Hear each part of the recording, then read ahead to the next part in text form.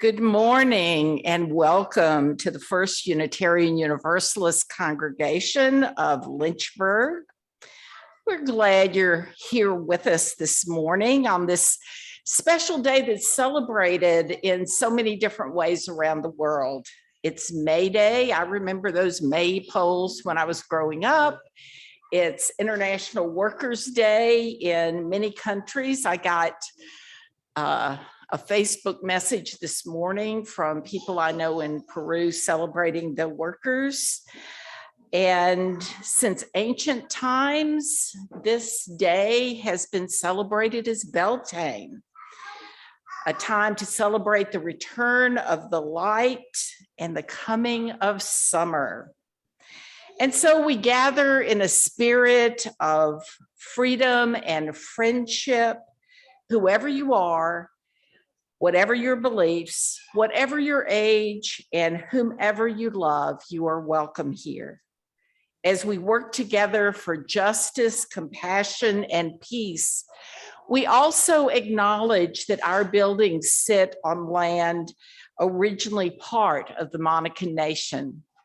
My name is Terry Bailiff. I'm the professional minister of this congregation, but I share the ministry with all the members and friends of this community. If you're here with us for the first time, we're glad you chose to be here this morning to participate in this service for this church we love. We'd be happy to tell you more about our community during the social time following the service. We especially want to welcome two special people this morning. Amy Bonnet, who's the executive director of Camp Kumbaya. And Camp Kumbaya is our Generosity Sunday charity for this month. We also welcome our guest minister, wherever she is. There she is, Reverend Leia Durland-Jones, who's Minister of Faith Development at our Charlottesville congregation. So if you'd like to receive our monthly newsletter and a Friday email, you can either fill out the virtual visitor card that's under Sunday services on our website, uulynchburg.org, or there's a visitor's card in the back of the seat in front of you. You may also want to join our Facebook group. We have several important announcements.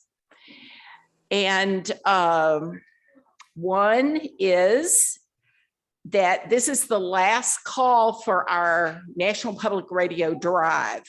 Some of the announcements didn't get through as well as we had hoped. So if you're considering supporting National Public Radio with a donation, You can channel that through our congregation. We pool our funds with several area UU congregations in the region to purchase NPR ads on WVTF, Radio IQ throughout the year.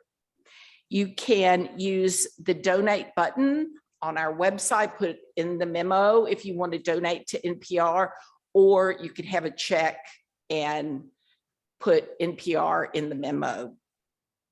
The congregational meeting will be held on May the 22nd. We'll be discussing a number of things, including our officers for the coming year. So we hope that everyone will be able to attend. It'll be right after the Sunday service on the 22nd.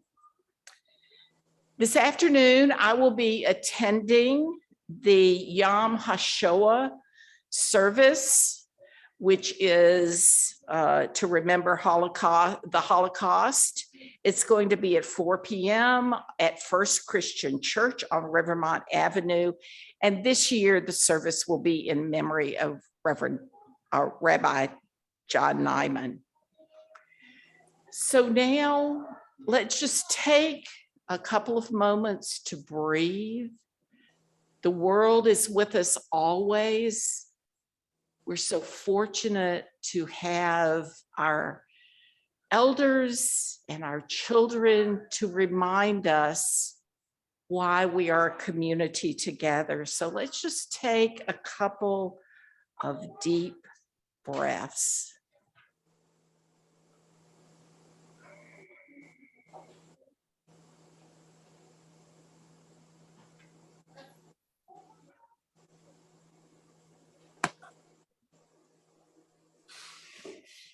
As we light the chalice of our faith, we share these words together. May the light we now kindle inspire us to use our powers to heal and not to harm, to help and not to hinder, to bless and not to curse, to serve you, O Spirit of life. Leah, thank you for offering our opening words. Thank you. It is a joy to be with you all this morning. Our opening words are from the Reverend Kimberly Carlson. It is not by chance that you arrived here today. You have been looking for something larger than yourself. Inside of you, there is a yearning, a calling, a hope for more, a desire for a place of belonging and caring. Through your struggles, someone nurtured you into being, instilling a belief in a shared purpose, a common yet precious resource that belongs to us all when we share. And so you began seeking a beloved community, a people that do not put fences around love, a community that holds its arms open to possibilities of love, a heart home to nourish your soul and share your gifts. Welcome home. Welcome to worship. This morning, I'd like to invite us to remain seated while we share the hymn, Faith is a Forest. And Leah was kind enough to find this beautiful rendition of it.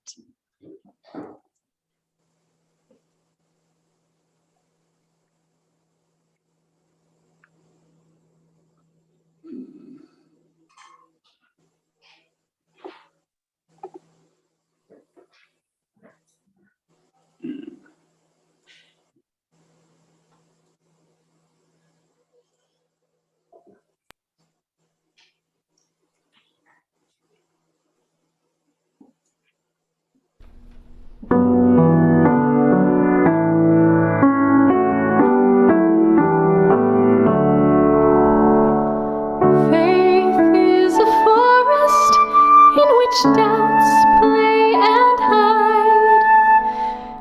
Inside can hear the still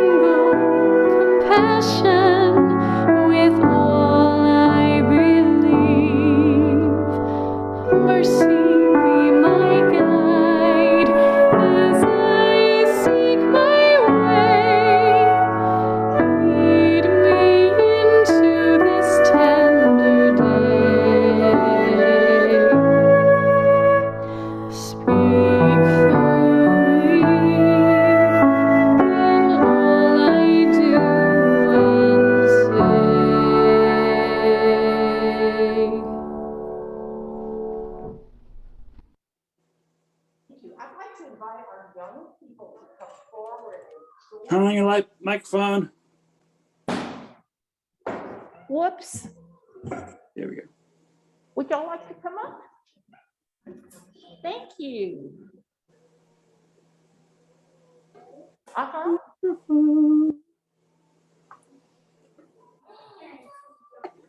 Whoa, so Beth has a third loose tooth, and she's two of her grown-up teeth have started coming in. Microphone. Fully grown. Can you take off your mask for just a second and let me see? Yeah, where your grown-up teeth? Right next to. Yeah. Wow. Well, you know, I saw y'all being very kind to each other and making space for each other and sitting together. And we're going to have we're going to share a song in just a minute, but I want to talk about it. And when we're all getting along really well, it's sort of like a dove of peace being in our hearts, because we're being kind to each other. But how many, so Riley is sharing the hedgehog, or is that your animal? Oh no, that's your animal, sorry. It looked a little bit like Riley's hedgehog. But there are days when we don't get along, right? There are days when we get mad at our siblings, if we have siblings. Yeah, that happens with you and Hugh. Yeah, it happened with me and my brother. And sometimes we get mad with our family. And sometimes we stomp our foot and we act like we're wild things. How many people have read the book Where the Wild Things Are? Yes. Okay. Well, Max was a real wild thing. He slammed doors and he was really mad. But then I think he got sort of lonesome. Have you ever decided that you didn't want to be a wild thing anymore and wanted to make up and play? Yeah, that happens, doesn't it? Yeah. Well, this song that we're going to hear, and I need your help because it has some sign language in it. And it's about parents being angry with each other. You do.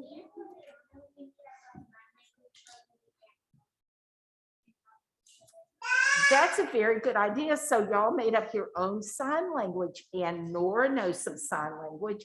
And you may or may not know these signs. So sometimes all sorts of people get upset with each other, and sometimes nations get upset with each other. So today we're going to do signs for a song that teaches us how to let love and peace back into our hearts if we just open the windows of our hearts and minds. So David, can you cue up this wonderful song? I didn't know it before and I really like it. Opened up the Singing the Living Journey, the Teal Songbook in the UU and UU affiliated communities.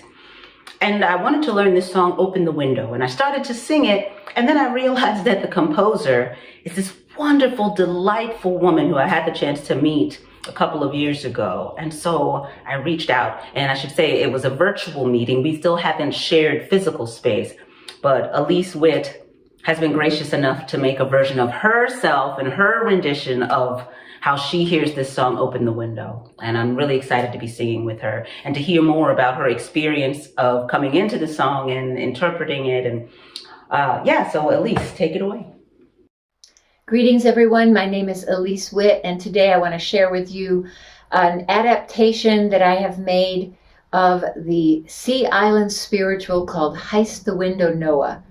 I call it open the window and let the dove fly in. And we're going to do it with sign language. So if you make a windowsill and then let your window rise up, opening up. So this is open the window and then gather the children around. You have open the window, children. Open the window now. Open the window, children. Open the window, let the dove fly in, and just let your beautiful dove's wings fly. So that's the chorus. It goes like this. Open the window, children. Open the window now. Open the window, children.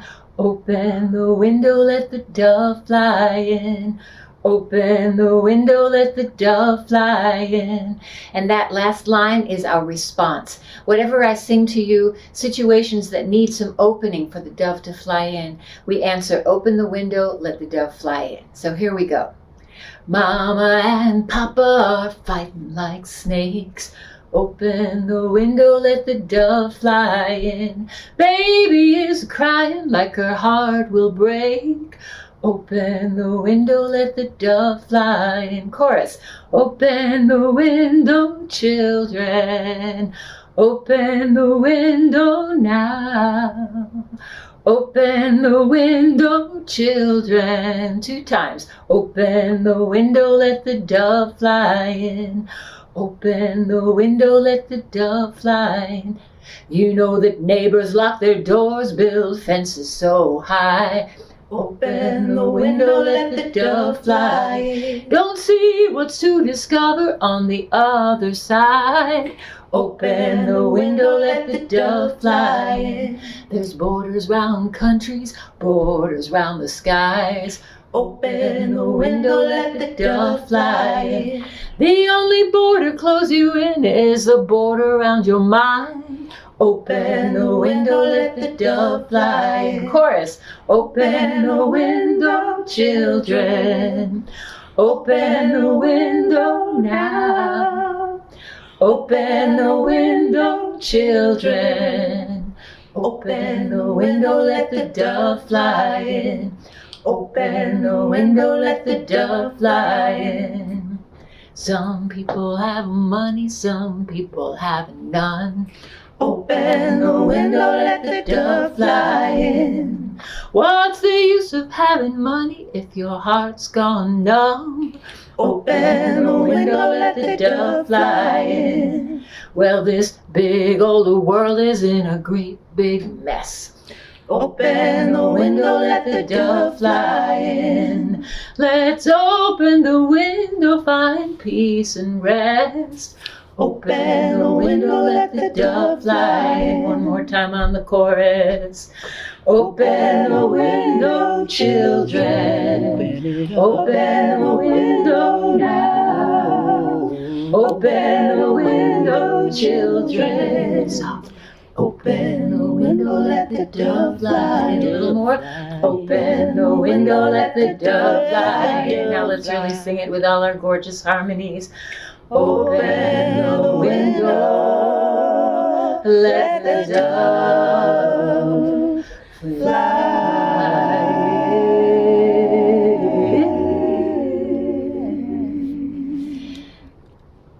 Take a nice breath. Wow, I liked that song. How about y'all?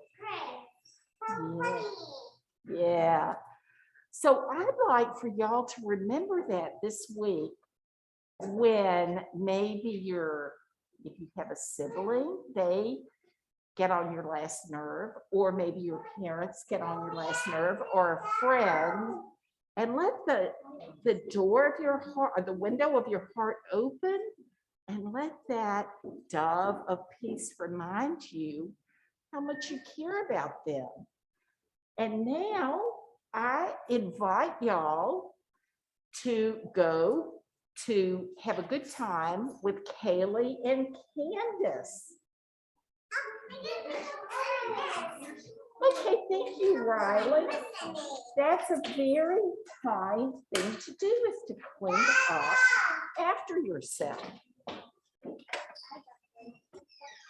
You need some help? Okay. You can do it yourself. Thank you very much.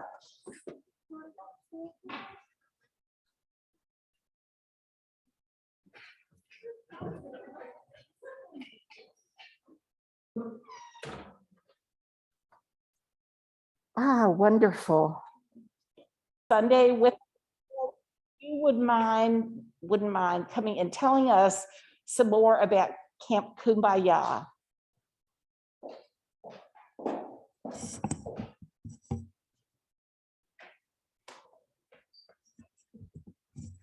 Good morning, everyone, here and online. Greetings from Camp Kumbaya.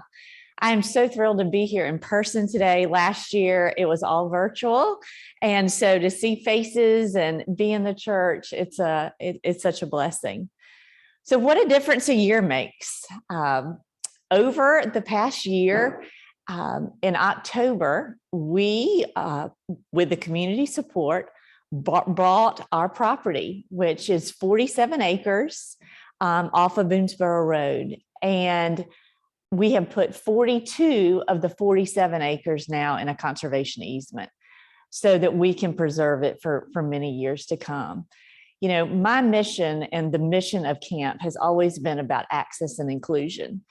We want everyone to have an opportunity to come to camp, be a part of camp, whether you're 3 years old or 100. We want to make that a multi-generational space. So we have a couple ideas of how we're doing that currently. One is we are now offering year-round educational programs. So our bread and butter is always our day camp during the summer, which we still have spots available and scholarships available. So please pass that on to anyone that you may know. So we'll have our day camp this summer. It will be, we'll have 8 weeks. And this year we have a history of having international counselors. And unfortunately, you know, we were closed in 2020 for the first time in 70 years. And in 2021, last year, we had camp and 0 COVID cases. I just did not want to make the paper, you know. And then we wore masks and I was real vigilant about that. And then this year we hope to be semi back to normal as much as we can. And we have 3 international counselors coming this year. We've got 2, a boy and a girl coming from Johannesburg, and then also a girl coming from France. And so that culture, you know, being able to expose everyone to a different culture. And we have a history of, you know, cooking over the fire. And so we're hoping that they can bring some of their recipes and ideas and songs back to camp, because that just makes it more joyous for all of us. So camp is on right now. We are having preschools coming back. We're working on a really great program with environmental education. So my goal would be that all first grade students get to come through camp. And, you know, we're pairing that with the Virginia Standards of Learning so that we're offering teachers, you know, it's not just a field trip, it's environmental education outside. I invite you all to come to camp. We have recently created, thanks to the Hill Trippers, a club. They have come in and they have cut a 1.7 mile Cosby Trail all the way around camp. And it's a public access trail. We will also got a grant through Centra to have track trails. And it is a national program where you put your track on the map. And Peaks of Otters tracks are on there, national tracks. So parents or any age download the app.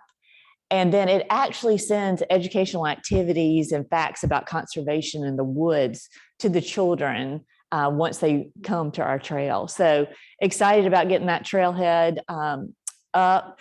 We're also doing we have some ideas for the future, and I'll share a couple of those with you. One is, you know, if you've been to Camp Kumbaya, you kind of get there and you see all these buildings, you're like, where do I go? So the goal is to have a welcome center. And so we are all about, and me particularly, I love renovation and I love color. Like my second job will be, I love doing all that, looking at and design and things like that. And so this has been a fun part of my job. And so the cottage that has been at camp for all these years, we're actually renovating it, and it will become our welcome center and offices, so that when you get to camp, you'll know what to do, and there's someone to welcome you and tell you about camp. So, and one of the neat things we've done is I say the story is lemon to lemonade, because the ash tree, has the ash borer, and it is killing all the ash trees, and which is so sad. And we would never want to take down a tree, but of course we had to, because we don't want them to be a danger. And so I had a gentleman with a portable sawmill that came and milled that wood. And so it has been drying under the cottage for the past 2 years. And, I have angels, I just call it all the time, angels that walk up and offer, their kind words, blessings, services. And Tom Gertie was one of those angels that walked up, some months ago and said, I said, well, let me tell you about our vision and what I'd love for this place to be. And he said, you know what? He said, let's build a front stoop for the cottage. And so he built it out of the ash wood. And so we are really working, to build that back.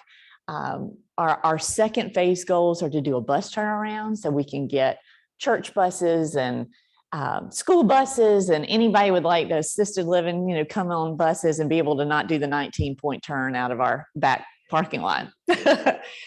And then the other is to, we'll have the Roselle and Elliott Schul Education Center. And so the youth house was that brick building near the pools, and it will become a education center, hopefully with a big front porch and rocking chairs and some birding stations in the back space. And then the third objective is to actually renovate our amphitheater, to double it in size with a covered stage. And so we're excited about doing that, so that we can have, anybody come in as far as a rental or just to get to enjoy the woods. So we would love to have, you all come out to see us. We are open, dawn to dusk. We also have a pool membership this summer. So, it's a weekend pool membership, and it's Friday, Saturday, and Sunday. And I think it's really affordable. We're really, we want to get people there. So look at that, but go to our website, it's campkumbaya.org, and you can register for camp. You can find out more about us, but most importantly, come out and visit, find us. I've hired a new programs director named Gage McAngus, and he's leading those educational programs and camp. And he doesn't meet a stranger, and we would both love to host you there. So thank you again for letting me be here. If you have any questions, call. Thank you. Wonderful. The ministries of our church are supported by the love, talent, and efforts of our many volunteers and staff.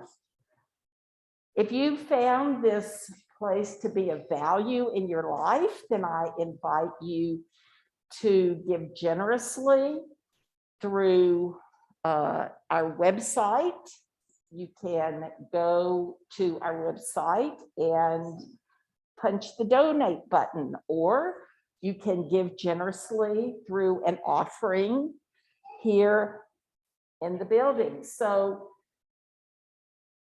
we take an offering of our gifts for the work of our community, and also today for Camp Kumbaya. And if you're writing a check for Camp Kumbaya, please put Camp Kumbaya in the memo.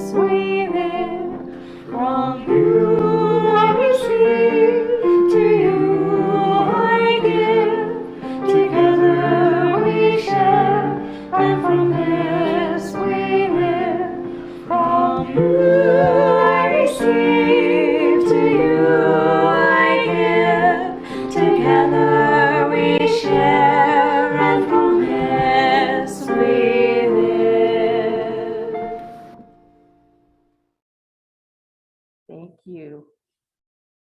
In this church community,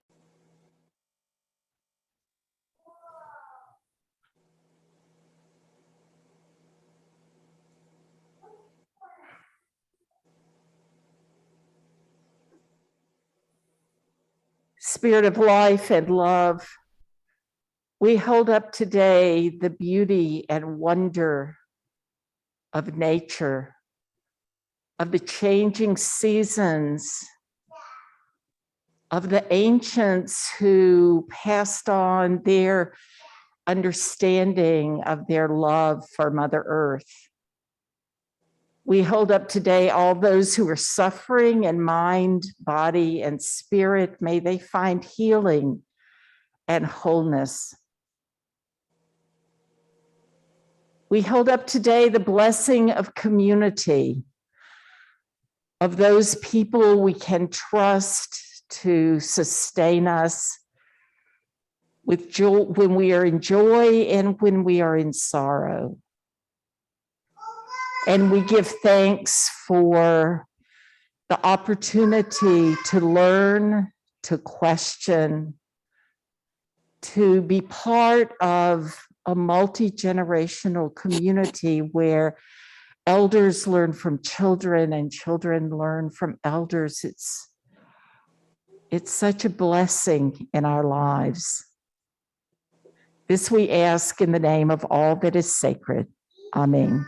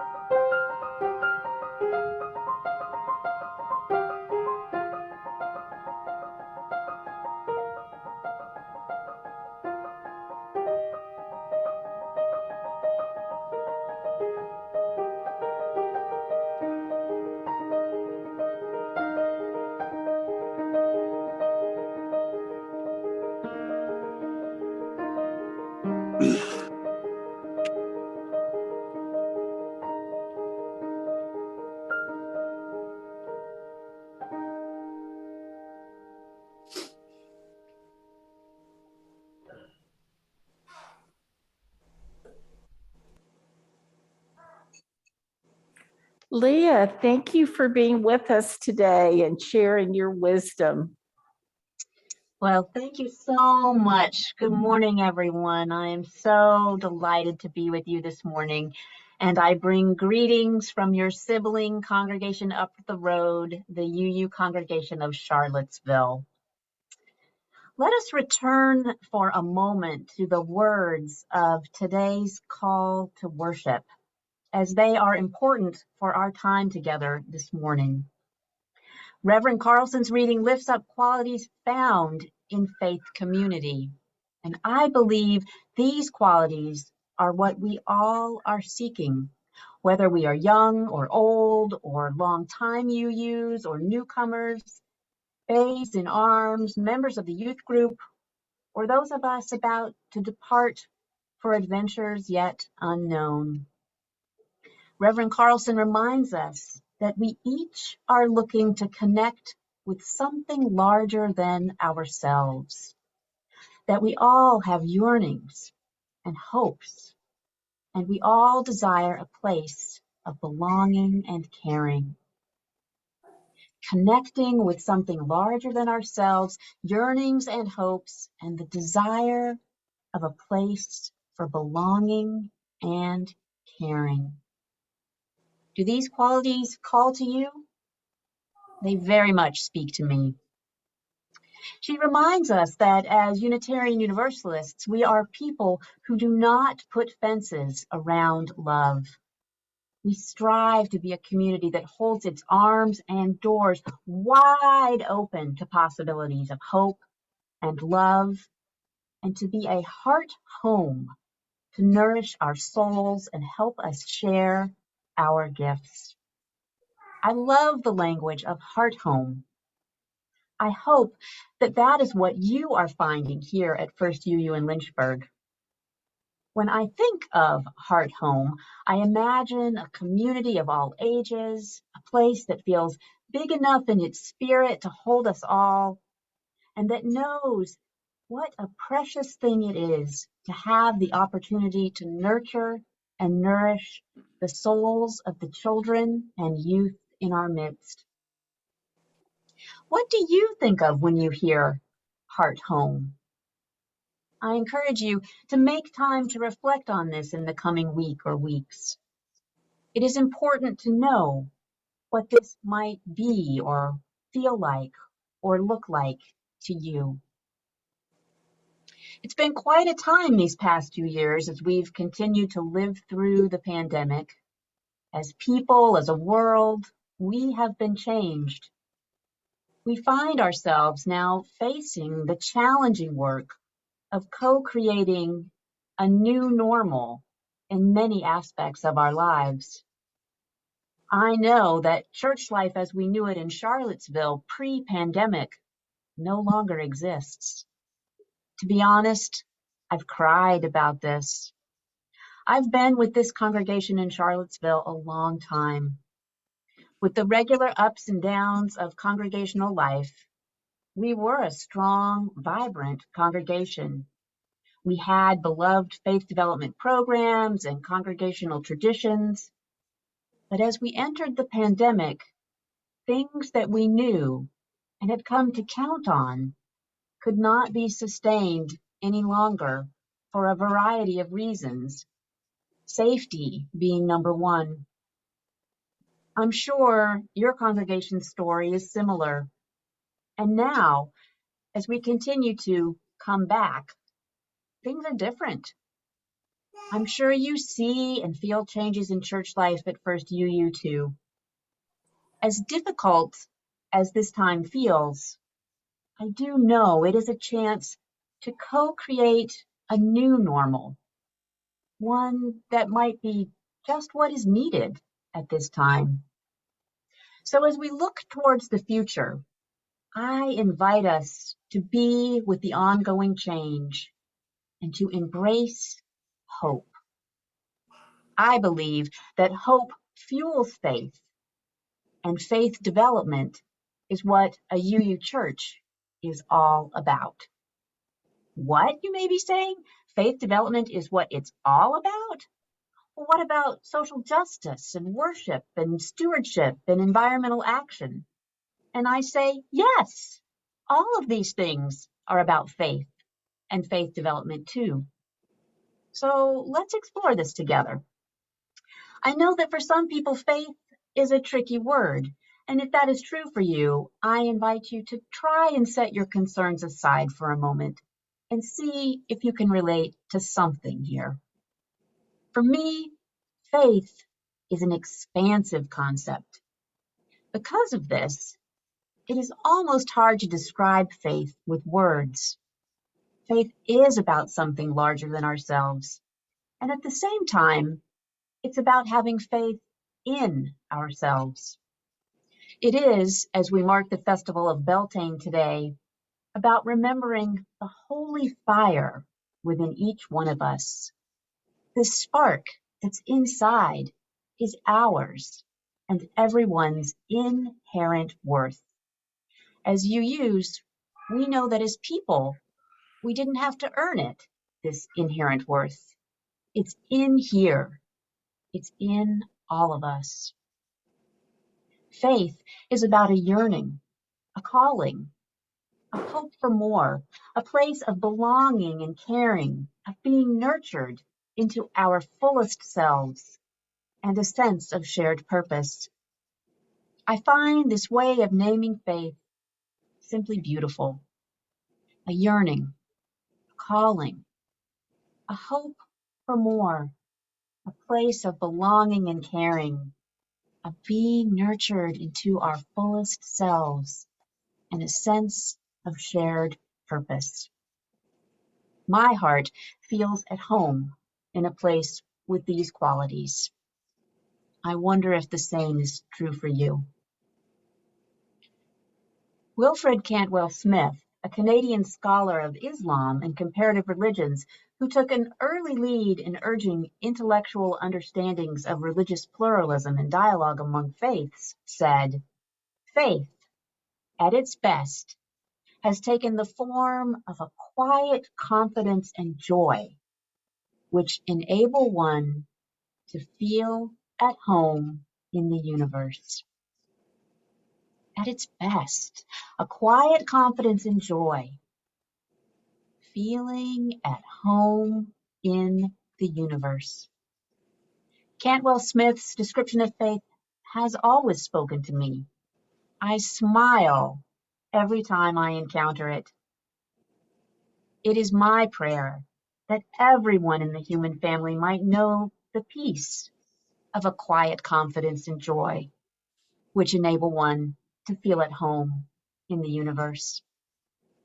It is lovely to imagine all ages, all ethnicities, all races, all people feeling a quiet confidence and joy, feeling at home in the universe. I invite you to call to your mind a time in your own life when you've had faith, when perhaps you felt at home in the universe or a sense of peace or ease, perhaps during a hard time. Your example of faith doesn't need to be complex or flashy. It could be that you have faith that the sun will rise each morning, faith that you are loved by your family or your chosen family, faith in the kindness of strangers, faith in the ultimate goodness of humanity, even in the face of evil, faith that we are held by a love larger than all of us that never lets us go. As Unitarian Universalists, we affirm that each one of us is here to engage in a free and responsible search for truth and meaning. This is part of our life's work. We are empowered on a journey of lifelong faith development as we explore, using our hearts and our heads, what is of ultimate importance. Ours is a vibrant and growing faith as we continue to develop it throughout our lives. It is not static. It is a living tradition. And an important distinction is that faith is different than belief. Throughout our lives, as we continue to develop our faith, questions to explore and re-explore include, what do I have faith in? And who has faith in me? I hope that you'll reflect on these questions and share with others your responses while also listening to theirs. For me, faith is that which sustains me. It's what keeps me going when I'm struggling or tired or unsure. It's what helps me get up in the morning. It keeps me together. It helps me hold on to possibility. It's what inspires me to action, to side with love. And holding on to possibilities, having faith, can be a challenge when life doesn't feel joyful and times are hard. We know that life is both beautiful and heartbreaking. peaceful and brutal, kind and cruel, just and unjust, and everything in between. Our own lived experiences and what we've witnessed in our own lifetimes reflects both the pain and the joy. Stories from the past and the present teach us about atrocities and deep beauty both. In times of challenge and difficulty, it can be difficult to feel our faith, to know it as a touchstone, a place of comfort and reassurance and inspiration. Let's acknowledge again that we've been through and are still living through fraught times with the ongoing, though hopefully lessening pandemic, the inhumanity of war, and the continued suffering caused by systemic racial injustice and inequity, and more. With these and other tough realities, it is important practice to reflect on our faith, to connect with it in both head and heart. By doing so, we make ourselves aware of what sustains us and what moves us and what helps us stay whole and healthy so that we can reach for our grounding faith, especially in our times of need. With a deeper understanding of our own faith, we can then nourish it and renew it in moments of ease and grace and beauty. Even as the last 2 years have been so very, very hard on each of us and the wider world, we've learned a lot. We've learned how we can connect with each other in ways we hadn't even imagined. We've seen grandparents be with grandchildren across the miles and even across the oceans through the magic of reading stories and playing together on Zoom. We've experienced our own worship and learning circles and congregational board meetings, all without being in the same physical room, even though we wish we could. This gift of greater accessibility, of meeting in these new ways, is an example of an expanding understanding of what is possible. In these past 2 years, we've learned to be even more flexible and adaptive, even as we also have reached breaking points. We've missed hugs and physical connection, shared meals at church, and the power of seeing mask-free faces in person. Yet our commitment to keep each other safe has been grounded in honoring each other's physical and spiritual well-being. It has been grounded in faith. I've said it before, and others have said too, that in a congregation, faith development is everything we do.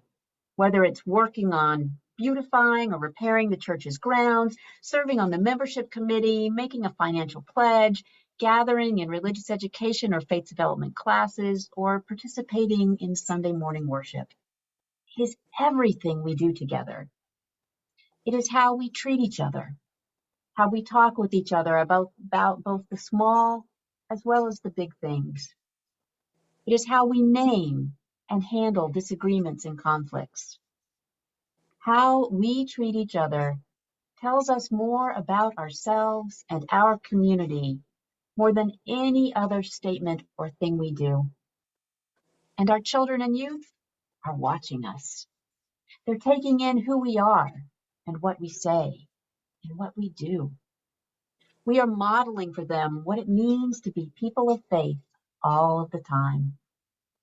They experience us at our best, and they can learn from us how to mend and make relational repairs when we've fallen short. What a gift this can be. Being a lifelong UU is one of my life's greatest blessings. My parents both found Unitarian Universalism before they met each other and were married in a UU church. I was raised in the UU congregation of Lubbock, Texas, which has many similarities to First UU Lynchburg, a small but mighty congregation in a conservative town. The impact that the people of that congregation have had on my life simply cannot be measured. I know the power of being nurtured by a heart home full of loving adults living their faith. I still remember the names of my Sunday school teachers and rituals from children's worship, and the feel of the sanctuary. And now, through the power of Facebook, I'm in touch with my youth group advisors and others from that congregation still. I tell you this because I want you to see and know the power you have here at First UU to touch, shape, and transform the lives, not only of each other, but especially of the children and youth of your congregation. This is something important to give your attention to. When we live our faith, we live our highest values. Our faith and our faith community help us keep learning about and connecting with what we value so that we can live authentically in our lives and in the wider world. And then, with lived integrity, pass our values on to our congregation's children and youth. In her book, Simple Faith, Margaret Self observes her infant granddaughter's faith that she'll be held, fed, and cared for. Her baby granddaughter doesn't think about faith, she said, she just lives it. Self acknowledges that as her granddaughter grows older, the child's faith will become more complicated.